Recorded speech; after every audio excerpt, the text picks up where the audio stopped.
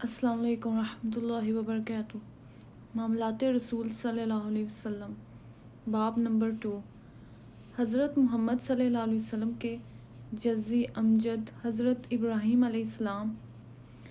حضرت محمد صلی اللہ علیہ وسلم نے اس دین الہی کی تکمیل کی جس کی شمع حضرت آدم علیہ السلام، حضرت نوح علیہ السلام، حضرت ابراہیم علیہ السلام، حضرت داؤد علیہ السلام، حضرت موسیٰ علیہ السلام اور حضرت عیسیٰ علیہ السلام نے روشن کی تھی۔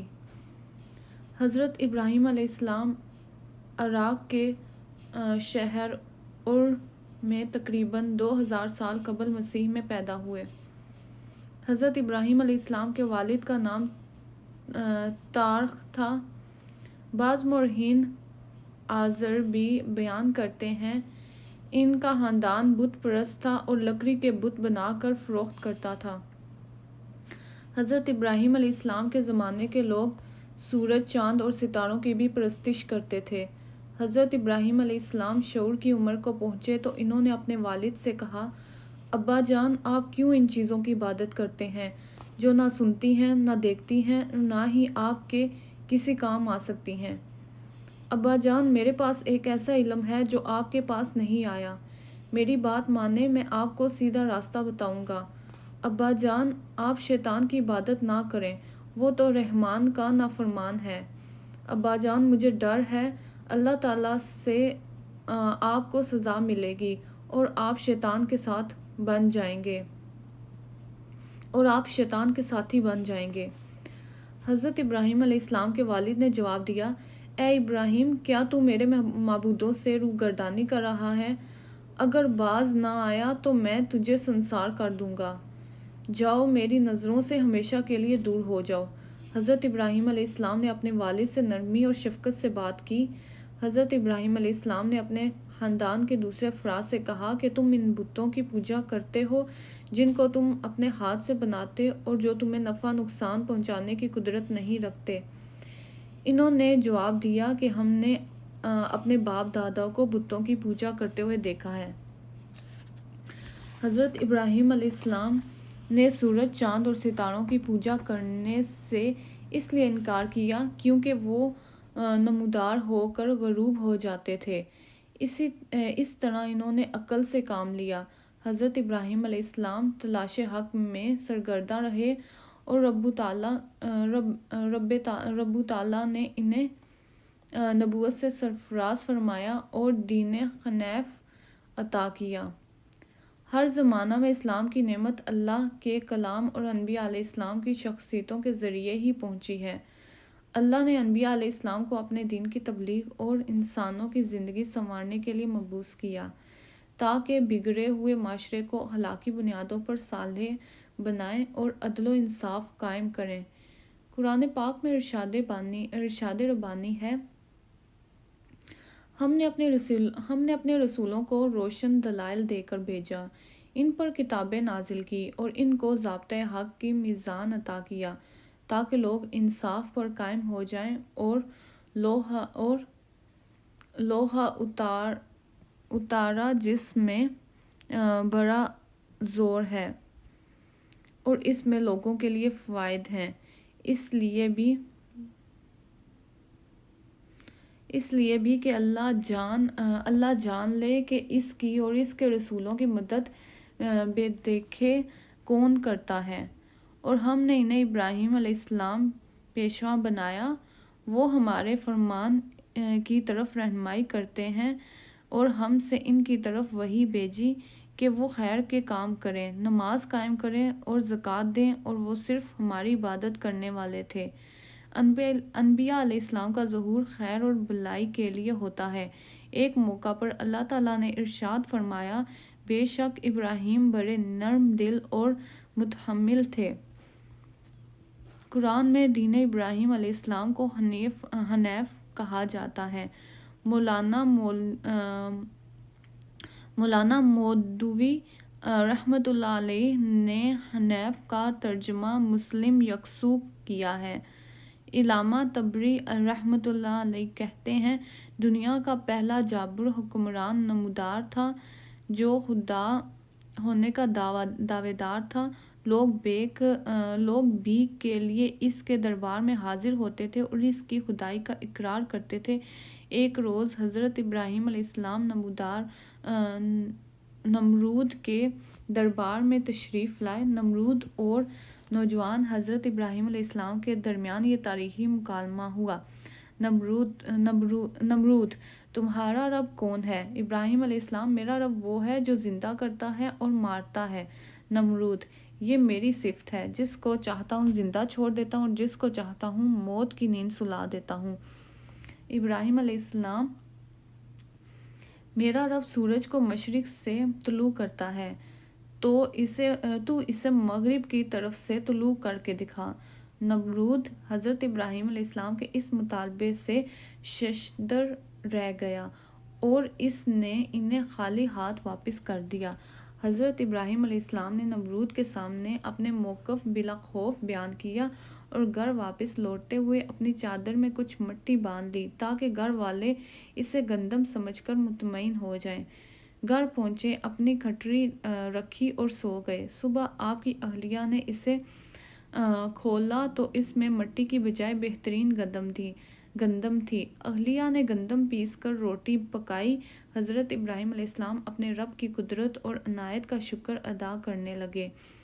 حضرت ابراہیم علیہ السلام نے اپنی قوم کو بت پرستی چھوڑ کر ایک خدا کی عبادت کی تبلیغ کی۔ قوم نے حضرت ابراہیم علیہ السلام کے کلمہ حق کی پرواہ نہ کی۔ نوجوان ابراہیم علیہ السلام نے اپنی قوم کو صراط مستقیم پر لانے کے لیے ایک انوکھی اور دلچسپ ترکیب اختیار کی۔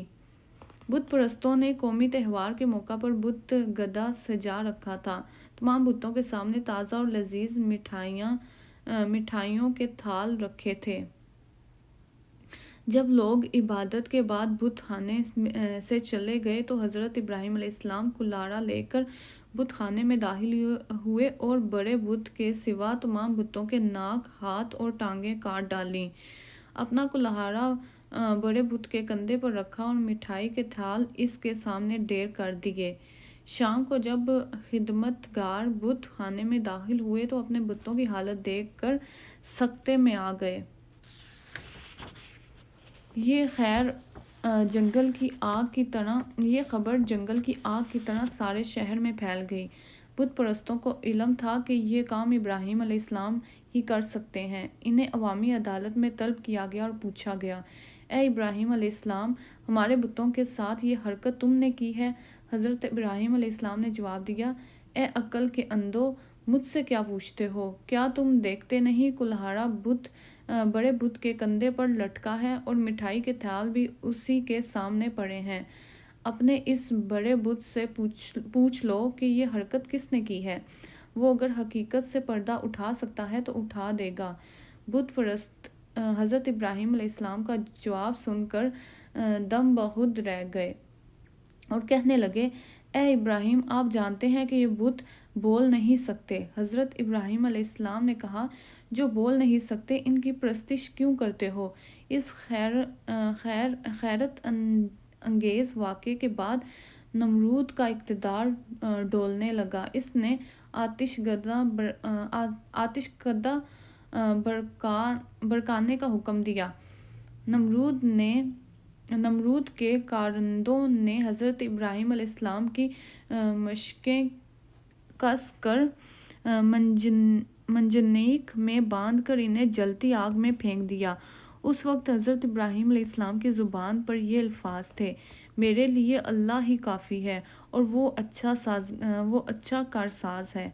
بت پرست یہ معجزہ دیکھ کر حیران رہ گئے کہ آگ ٹھنڈی ہو گئی اور حضرت ابراہیم علیہ السلام زندہ سلامت رہے۔ اس موقع پر انہوں نے عقل کی بجائے عشق کا مظاہرہ کیا۔ قرآن پاک میں ارشاد ہے: ہم نے حکم دیا، اے آگ حضرت ابراہیم علیہ السلام کے لیے ٹھنڈی اور امن والی بن جاؤ۔ بے خطر کود پڑا آتشِ نمرود میں عشق، عقل ہے محو تماشائے لب و باب ابھی۔ اس خدائی معجزے کے بعد بھی نمرود راہ راست پر نہ آیا اور اس نے حضرت ابراہیم علیہ السلام اور اس کے ساتھیوں پر ظلم و ستم جاری رکھا۔ حضرت ابراہیم علیہ السلام دین کی خاطر اپنے وطن سے ہجرت کرنے پر مجبور ہو گئے۔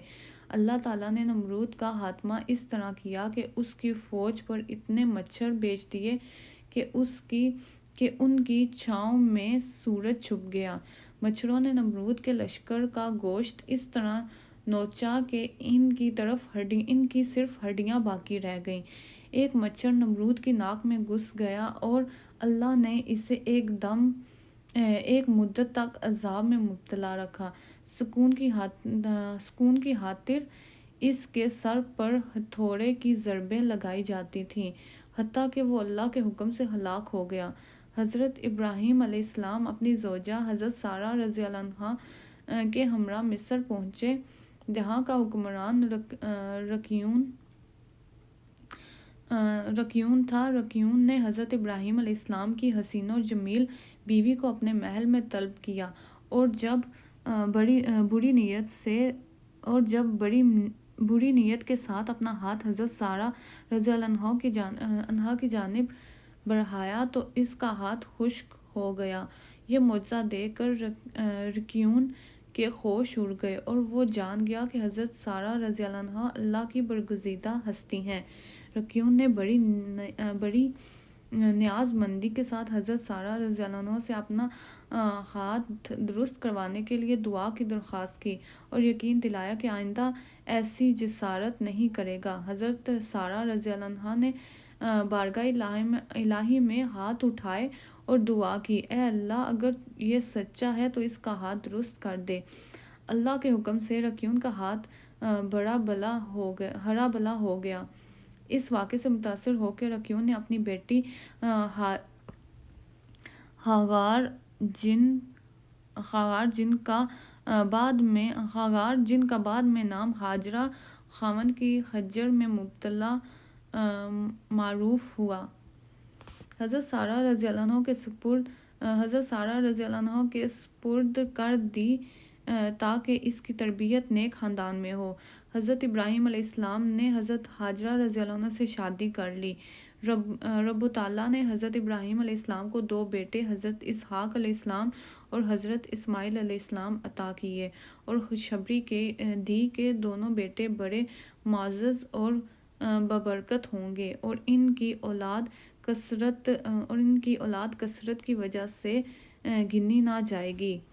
بیٹوں کی پیدائش کے بعد بی بی سارہ اور بی بی ہاجرہ کا آپس میں اختلاف ہو گیا۔ حضرت ابراہیم علیہ السلام اللہ تعالیٰ کی منشا کے مطابق حضرت ہاجرہ رضی اللہ عنہا اور نومولود بیٹے حضرت اسماعیل علیہ السلام کو فلسطین سے عرب اس علاقے میں چھوڑ گئے جہاں آج مکہ مکرمہ آباد ہے۔ حضرت ابراہیم علیہ السلام واپس جانے لگے تو بی بی ہاجرہ رضی اللہ عنہا نے کہا کہ ہمیں کس کے پاس چھوڑ کر جا رہے ہو؟ حضرت ابراہیم علیہ السلام نے فرمایا، اللہ کے پاس۔ تو بی بی ہاجرہ رضی اللہ عنہا راضی ہو گئیں کہ اللہ ہمیں ضائع نہیں کرے گا۔ اس وقت یہ صحرائی علاقہ غیر آباد تھا۔ جب کھجوریں اور پانی ختم ہو گیا تو حضرت ہاجرہ سخت پریشان ہو گئیں۔ ان کا بیٹا اسماعیل علیہ السلام پیاس سے نڈال ہو رہا تھا۔ حضرت ہاجرہ نے پانی کی تلاش میں صفا اور مروہ کی پہاڑیوں کے 7 چکر لگائے۔ مایوسی کے عالم میں انہوں نے اپنے بیٹے پر نگاہ ڈالی تو یہ دیکھ کر حیران رہ گئی کہ جس جگہ بچہ ایڑیاں رگڑ رہا تھا وہاں پانی کا چشمہ نکل آیا ہے، جو بعد میں زمزم کے نام سے معروف ہوا۔ یہ معجزہ دیکھ کر بی بی ہاجرہ نے اللہ اکبر کا نعرہ بلند کیا۔ جو اللہ پر یقین کامل رکھتا ہے، اللہ کبھی اسے مایوس نہیں کرتا۔ پانی کے اس چشمے کی وجہ سے یہاں ایک قبلہ جرہم آباد ہو گیا اور بی بی ہاجرہ نے بھی اس جگہ مستقل سکونت اختیار کر لی۔ بی بی ہاجرہ نے چشمے کو اپنی ملکیت قرار دیا اور قبلہ کے تمام افراد کا اس چشمے پر حق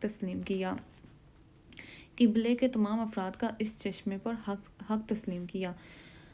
حضرت ابراہیم علیہ السلام نے خواب دیکھا کہ اللہ نے انہیں فرزند کو قربانی میں ذبح کرنے کا ارشاد فرمایا ہے۔ قرآن میں قربانی کا یہ واقعہ ان الفاظ میں بیان کیا گیا ہے، پس ہم نے انہیں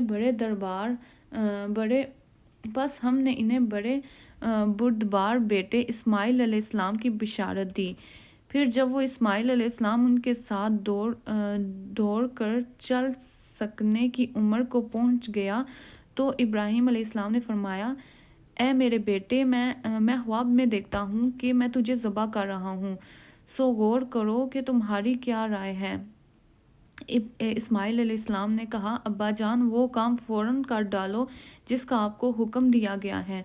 اگر اللہ نے چاہا تو آپ مجھے صبر کرنے والوں میں پائیں گے۔ پھر جب دونوں رضائے الہی کے سامنے جھک گئے اور ابراہیم علیہ السلام نے اسے پیشانی کے بھل لٹا دیا اور ہم نے اسے ندا دی کہ اے ابراہیم، واقعی تم نے اپنا خواب سچا کر دکھایا۔ بے شک ہم محسنوں کو اچھا ہی صلہ دیا کرتے ہیں۔ بے شک یہ بہت بڑی کھلی آزمائش تھی اور ہم نے ایک بہت بڑی قربانی کے ساتھ اس کا فدیہ کر دیا۔ یہ فیضان نظر تھا یا کہ مکتب کی کرامت تھی؟ سکھائے کس نے اسماعیل علیہ السلام کو آداب فرزندی؟ حضرت ابراہیم علیہ السلام اور حضرت اسماعیل علیہ السلام دونوں بے مثال صبر کا مظاہرہ کر کے اس آزمائش میں سرخرو ہوئے۔ حضرت ابراہیم علیہ السلام خدا کے نبی اور حضرت اسماعیل علیہ السلام کے والد گرامی تھے، مگر اس استحقاق کے باوجود انہوں نے اپنے بیٹے پر حکم صادر کرنے کی بجائے اس کی منشا اور رائے طلب کی۔ حضرت ابراہیم علیہ السلام اور حضرت اسماعیل علیہ السلام دونوں نے اپنے رب کے حکم کے مطابق مکہ میں صفا اور مروہ کی پہاڑیوں کے درمیان خدا کا گھر تعمیر کیا۔ مقام کی نشاندہی فرشتے نے کی۔ اللہ تعالیٰ نے قرآن پاک میں اپنے گھر کے بارے میں فرمایا، لوگوں کے لیے جو پہلا گھر مقرر کیا گیا بلا شبہ وہی تھا جو مکہ میں تعمیر ہوا، برکت والے گھر اور سارے جہاں والوں کے لیے مرکز ہدایت۔ اس میں اللہ کی کھلی نشانیاں ہیں، مقام ابراہیم ہے، اور جو کوئی اس میں داخل ہو جائے اسے امن مل جائے۔ خانہ کعبہ کی تعمیر کے بعد حضرت ابراہیم علیہ السلام نے ایک مزدور کی حیثیت سے کام کیا۔ وہ پتھر اٹھا کر لاتے اور حضرت ابراہیم علیہ السلام ایک معمار کے طور پر ان پتھروں کو چن کر دیواریں اٹھاتے تھے۔ خدا کے دونوں برگزیدہ نبیوں نے اپنے ہاتھ سے کام لے کر محنت اور مشقت کی عظمت کا اقرار کیا اور یہ سبق دیا کہ اعلیٰ منصب والوں کو مزدوری سے گریز نہیں کرنا چاہیے۔ اس موقع پر حضرت ابراہیم علیہ السلام نے اپنے رب سے یہ دعا کی، اے ہمارے رب، ہماری اس کوشش کو قبول فرما، تو دعاؤں کو سنتا اور نیتوں کو جانتا ہے۔ اے پروردگار، تو ہم دونوں کو اپنا اطاعت گزار بنا اور ہماری نسل سے ایک ایسی جماعت پیدا کر جو تیری اطاعت گزار، اور ہمیں اپنی عبادت کے طریقے بتا اور ہم پر عنایت کی نظر رکھ، تو زیادہ بخشنے والا اور مہربان ہے۔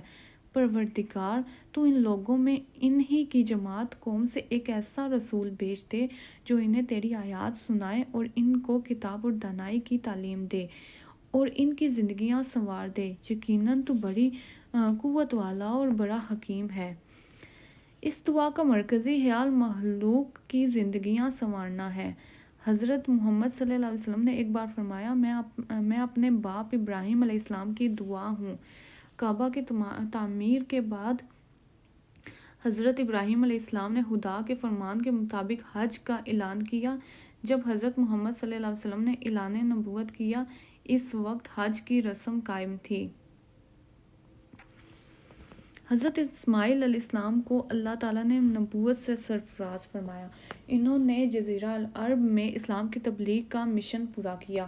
مکہ دین ابراہیمی یا دین حنیف کا دوسرا مرکز بنا۔ دین ابراہیمی کا مقدس مشن اللہ کی عبادت کے ساتھ ساتھ انسانوں کی فلاح بھی تھا۔ ابراہیم علیہ السلام کے دوسرے بیٹے حضرت اسحاق علیہ السلام نے فلسطین میں دینی مرکز قائم کیا۔ وہ بھی نبوت سے سرفراز ہوئے۔ کہتے ہیں کہ یہودہ حضرت اسحاق علیہ السلام کے بیٹے حضرت یعقوب علیہ السلام کا بیٹا تھا، جس کی نسبت اس کی اولاد بنی اسرائیل یہودی کہلائی۔ اسی نسل سے حضرت موسیٰ علیہ السلام پیدا ہوئے، جس پر مقدس کتاب تورات نازل ہوئی۔ حضرت ابراہیم علیہ السلام 175 سال زندہ رہے، فلسطین میں وفات پائی اور یروشلم کے قریب شہر الخلیل میں دفن ہوئے۔ شیخ سعدی رحمۃ اللہ علیہ نے اپنی کتاب بوستان میں حضرت ابراہیم علیہ السلام کے بارے میں ایک سبق آموز حکایت درج کی ہے۔ حضرت ابراہیم علیہ السلام کی عادت تھی کہ جب تک کوئی مہمان دسترخوان پر موجود نہ ہوتا کھانا نہ کھاتے۔ ایک دفعہ کوئی مہمان نہ آیا۔ دوپہر کو آپ گھر سے باہر نکل کر مہمان کا انتظار کر رہے تھے۔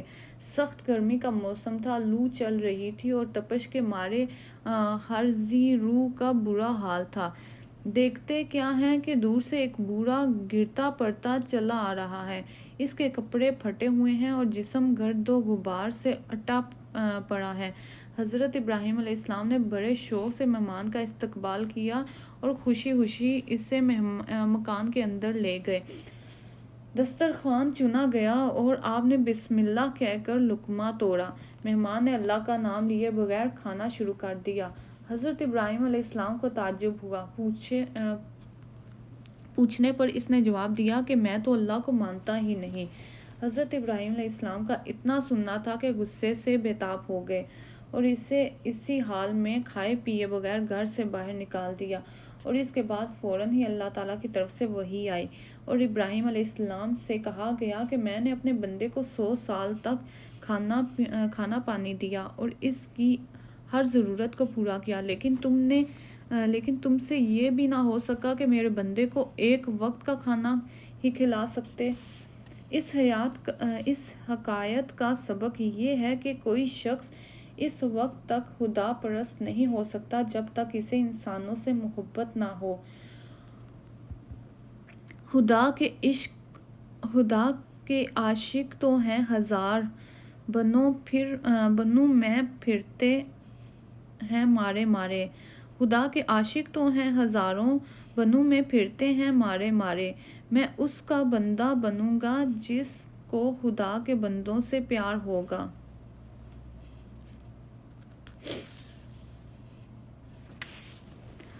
حضور اکرم صلی اللہ علیہ وسلم نے ایک حدیث میں فرمایا، قیامت کے دن اللہ تعالیٰ ایک بندے سے پوچھے گا کہ میں بھوکا تھا، تو نے مجھے کھانا نہ کھلایا۔ بندہ حیران ہو کر کہے گا، اے باری تعالیٰ، تو بھوک سے بے نیاز ہے، تجھے کھانے کی کیا حاجت؟ پھر ارشاد ہوگا کہ میں پیاسا تھا، تو نے مجھے پانی نہ پلایا۔ پھر کہے گا، تو نے مجھے کپڑا نہ پہنایا۔ ہر سوال کے جواب میں بندہ کہے گا، اے میرے رب، تجھے ان چیزوں کی کیا ضرورت؟ تو ان سب سے بے نیاز ہے۔ اس وقت اللہ تعالیٰ فرمائے گا کہ میرا ایک بندہ بھوکا تھا، تو نے اسے کھانا نہ کھلایا۔ وہ پیاسا تھا، تو نے اسے پانی نہ پلایا۔ وہ ننگا تھا، تو نے اسے لباس نہ پہنایا۔ خانہ کعبہ کے اندر دیواروں پر رنگین تصویریں بنائی گئی تھیں، جن میں حضرت ابراہیم علیہ السلام اور حضرت اسماعیل علیہ السلام کی تصاویر بھی تھیں۔ فتح مکہ کے بعد حضرت محمد صلی اللہ علیہ وسلم کے حکم سے یہ تصاویر مٹا دی گئیں۔ حضرت ابراہیم علیہ السلام نے اپنی قوم کو توحید کا درس دیا اور ہر قسم کے شرک سے منع فرمایا۔ اللہ تعالیٰ نے انہیں خلیل اللہ کے لقب سے نوازا۔ آج بھی مسلمان ہر نماز میں حضرت ابراہیم علیہ السلام اور حضرت محمد صلی اللہ علیہ وسلم دونوں پر سلام اور درود بھیجتے ہیں۔ حضرت ابراہیم علیہ السلام کو یہ اعزاز حاصل ہے کہ وہ تینوں مذاہب کے نزدیک انتہائی قابل احترام اور بزرگ ہستی ہیں۔